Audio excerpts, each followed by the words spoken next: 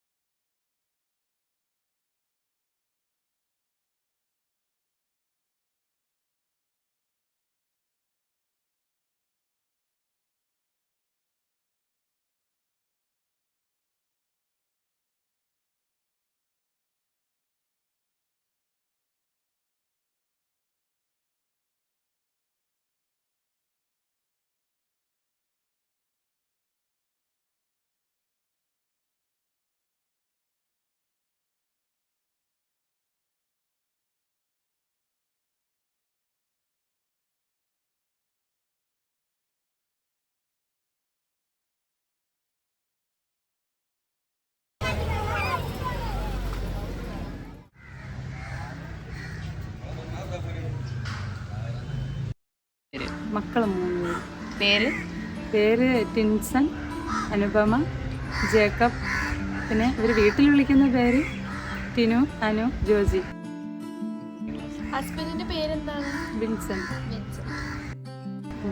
ചേച്ചി ഹസ്ബൻഡും ഈ ഫീൽഡ് തന്നെയാണോ?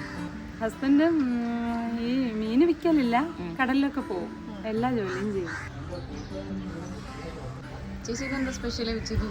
ഇന്ന് സ്പെഷ്യൽ ചോറ്, മീൻകറി, തോരൻ.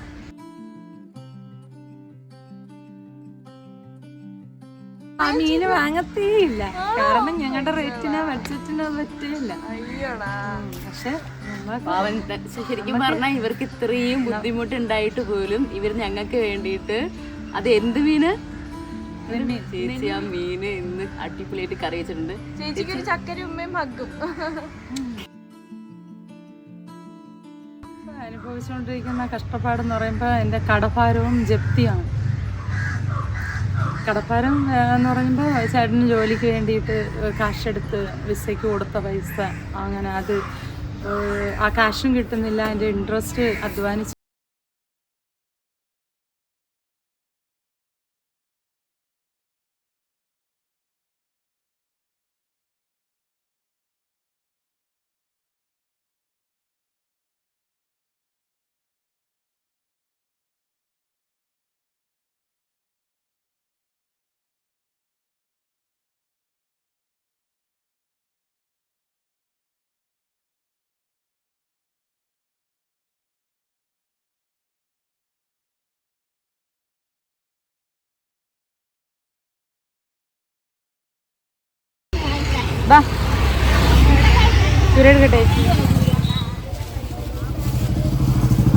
സത്യം പറയട്ടെ ഭയങ്കര അടിപൊളി എക്സ്പീരിയൻസ് ആട്ടോ. റോഡിൽ ആൾക്കാർ നോക്കിക്കൊണ്ട് പോകുന്നത്, നമുക്ക് സ്ഥിരം പരിചയമുള്ള പ്ലേസസ് നമ്മൾ നോക്കി കൈപ്പൊക്കെ കാണിക്കും, നമ്മളെ അവരിങ്ങനെ നോക്കുന്നു, നിങ്ങളെന്ത് ഇവിടെ ഇരിക്കുന്നതെന്ന് പറഞ്ഞിട്ട് ഭയങ്കര അടിപൊളി എക്സ്പീരിയൻസ് ആട്ടോ. ഈ ചേച്ചിമാരുടെ കഷ്ടപ്പാട് ഇപ്പുറത്തിരുന്ന് നോക്കുമ്പോൾ ഉണ്ടല്ലോ ഭയങ്കര കഷ്ടപ്പാടാണ്. അപ്പുറത്തുനിന്ന് വണ്ടി പോകുമ്പോൾ നമുക്കൊന്നും തോന്നില്ല, പക്ഷെ ഇപ്പുറത്തിരിക്കണം, എന്തായാലും അറിയാൻ പറ്റുള്ളൂ. അടിപൊളി എക്സ്പീരിയൻസ്.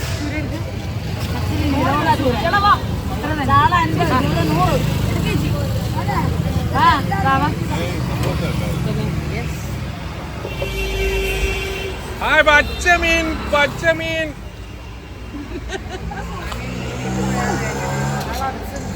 എന്താ ഇന്നത്തെ സെയിൽസ്? ഗംഭീരം. ഇനിയും ചെയ്യും ഇത്? കൊള്ളാം. പഠിച്ചോ മീമിക്കാൻ? ലേലം വിളിക്കാൻ പഠിച്ചോ? ലേലം വിളിക്കാൻ പക്ഷെ ഭയങ്കര ടഫാണ്, വിചാരിക്കണ പോലെ ഒന്നും ഭയങ്കര ടഫാണ്, വെരി ടഫ്.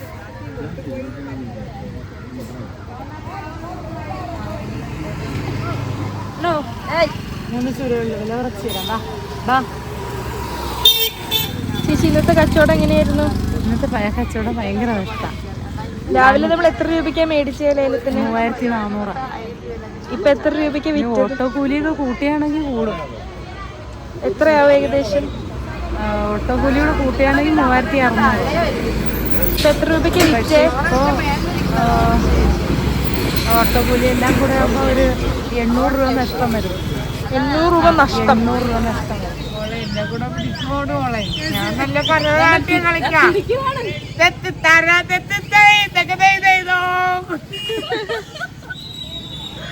അടിപൊളി. പോട്ടെ ചേച്ചി. Okay bye. ടാറ്റാ.